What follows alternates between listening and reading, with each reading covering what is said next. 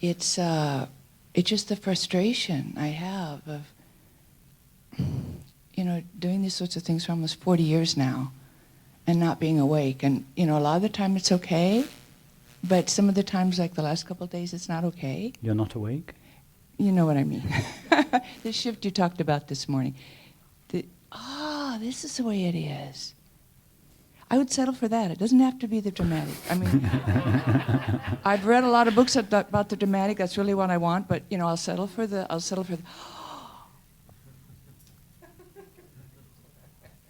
Now I have those in small increments. I'm not saying I don't have any. I'm just explaining to you what's happening with me. I just feel the need to say it. Okay, that I just want to hit my head on the wall and just say, wake up, wake up. I'm just so sick of this illusory separate one. And as you just said, serving her. I mean, I'm exhausted.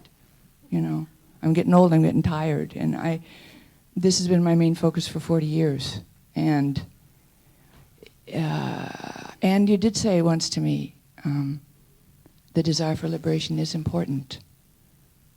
But I know that hitting my head against the wall is not very productive. So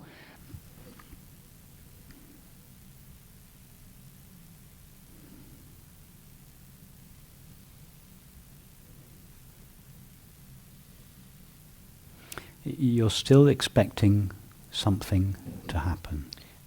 Unfortunately, yes. That's the problem. You still conceive of enlightenment as a marvelous event. Okay, you've agreed to settle for a not so marvelous event, right? But nevertheless, you still want quite a nice event. Something, just something. Yeah, just something. You still want something. That's it. That's the problem. I know. Enlightenment is not an event. It's not a marvelous event. It's not a mundane event. It's not any kind of an event. It's not something that happens. A shift. I've heard it explained as a shift, and I think you used that word even today. Even I'm that not is sure. to say too much. But that's an event, yeah. Okay, no, it's not even an event. It's not. That's just. It's a concession to the inadequacies of language to call it a shift or an event. Let's say you're watching TV, and you're watching a movie. And you're looking at our favourite view, the landscape, and someone comes in and says to you, look at the screen.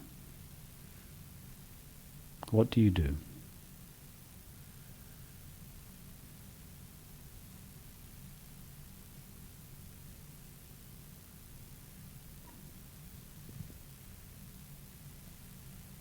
Well, if there's something on the screen, I can't really see the screen unless there's no image there, or I can see through it, or... No.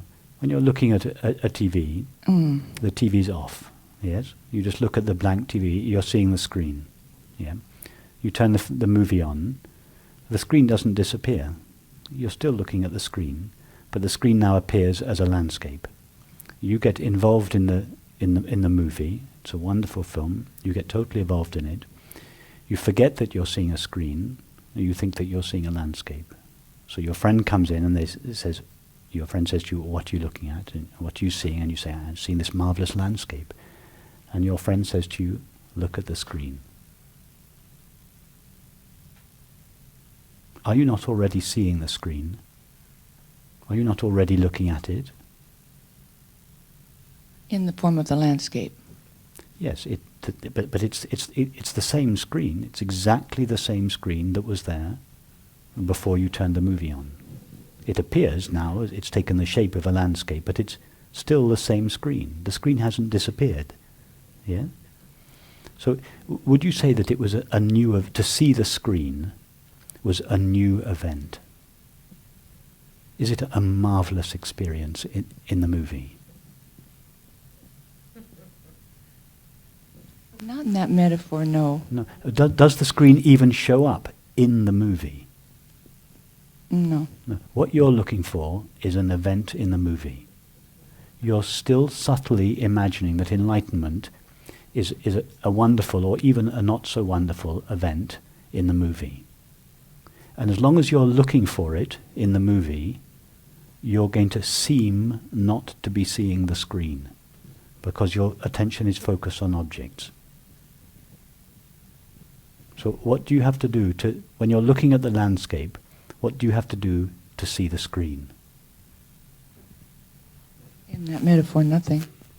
Yes, the screen is not something new that comes in. Enlightenment is not something that is new. It's not something that was lost and now has to be found.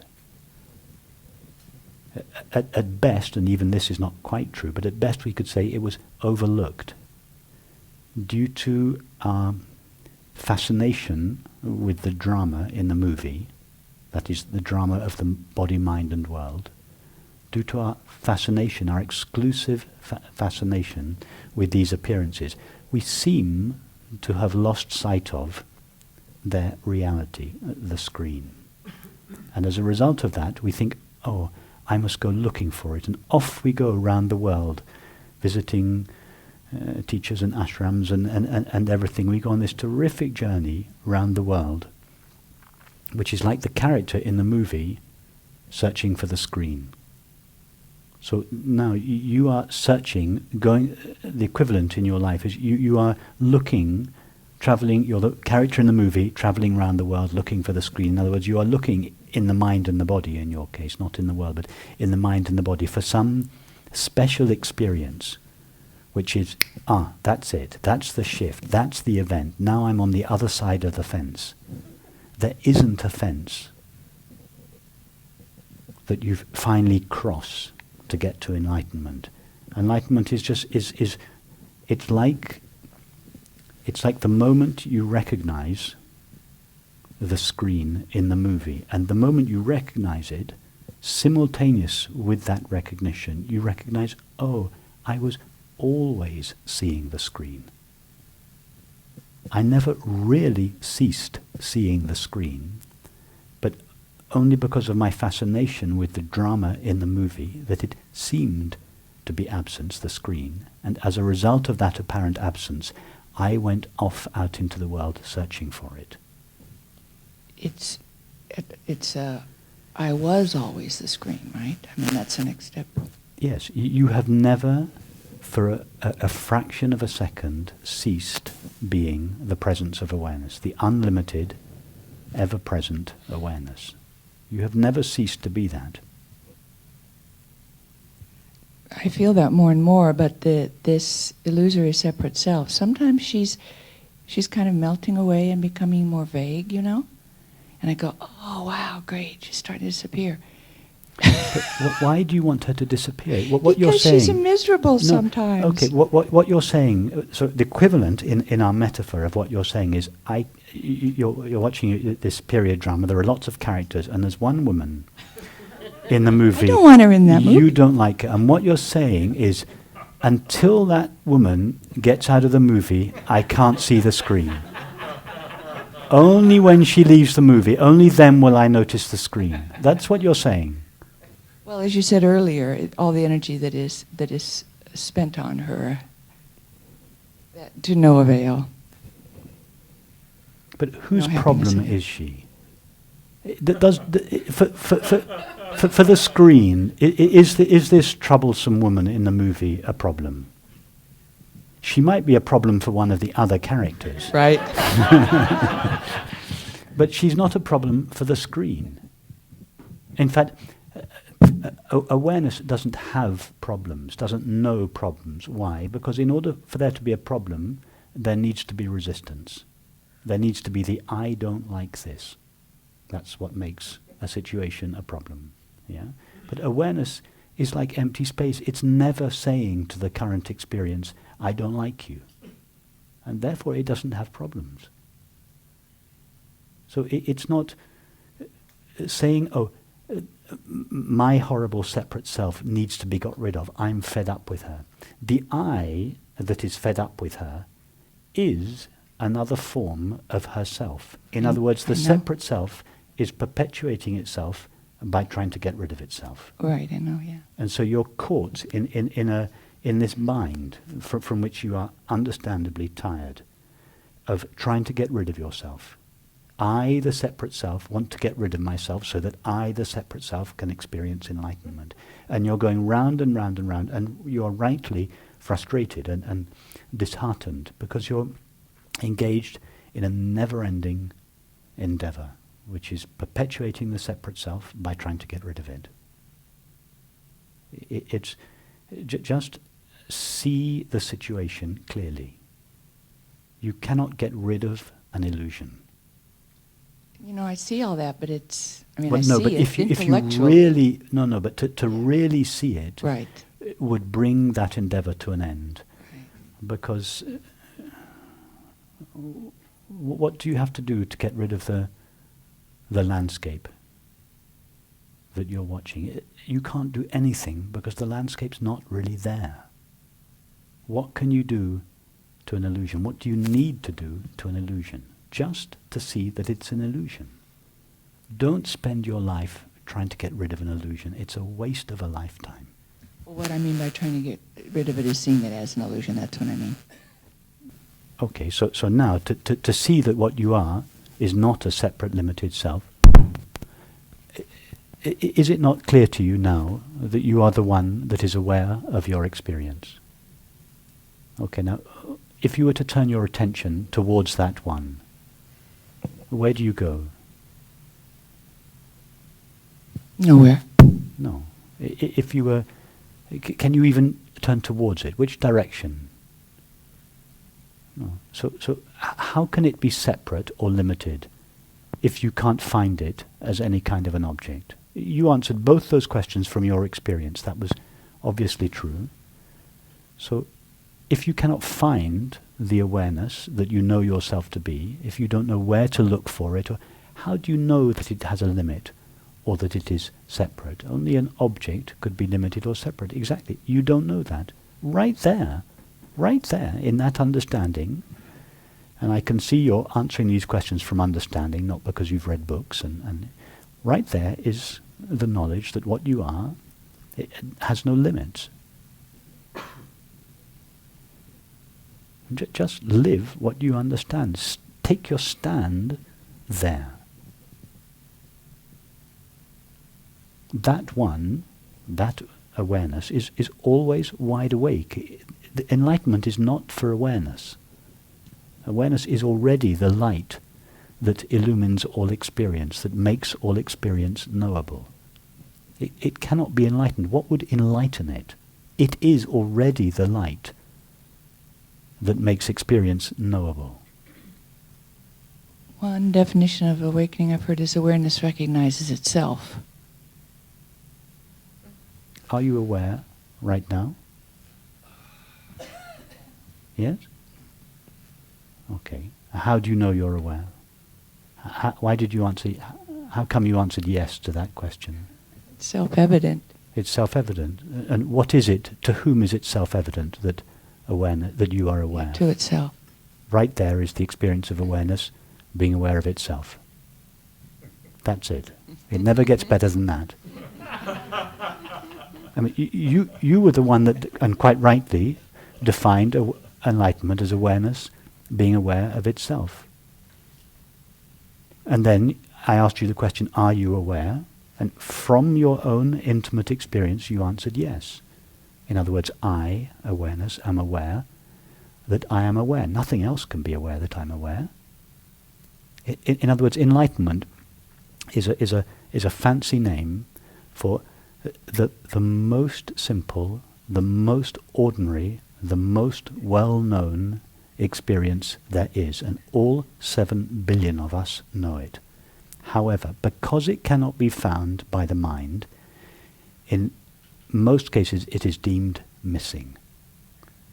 And as a result of that, the peace and the happiness that are inherent in it are also considered missing.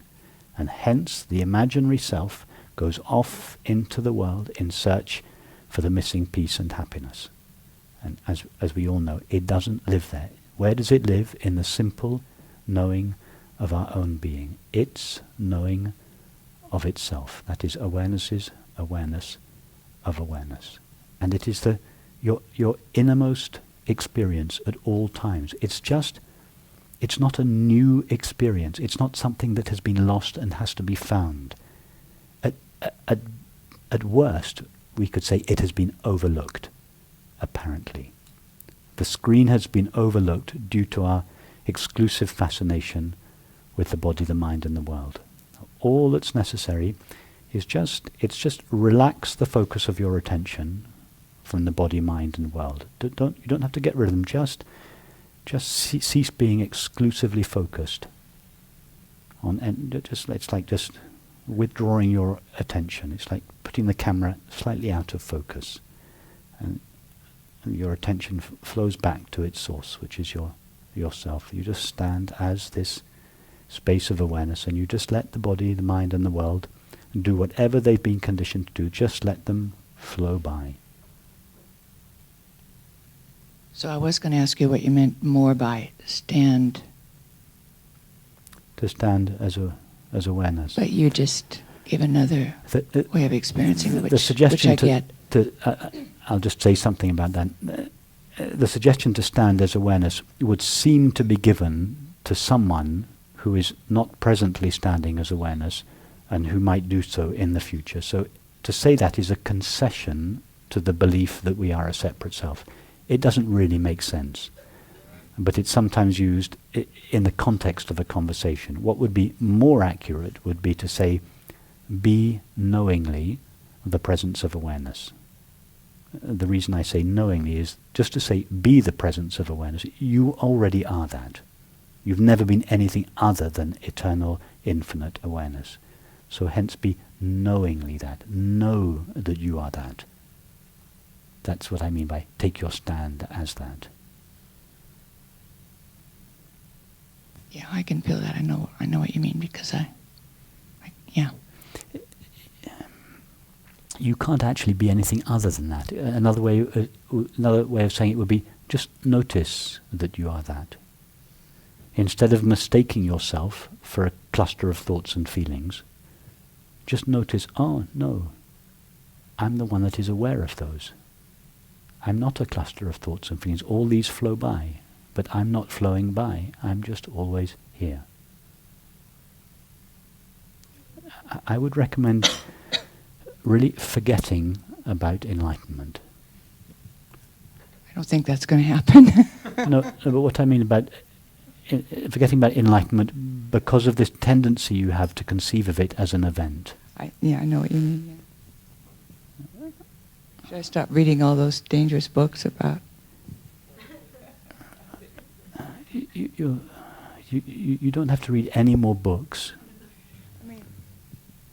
Another question to ask yourself is just to look for that which is ever present in your experience. And just stay with that. And just look in all experience for that which is always there. It's looking for the screen in the movie. You don't have to look for it. It's actually, it's staring itself in the face. What is always present in experience? Just the knowing of it. This knowing runs through all experience. That's it. Just be with that. Just allow that to come from the background into the foreground. Yeah, I experience that more and more, so I know what you mean. Yeah. Yeah. Okay.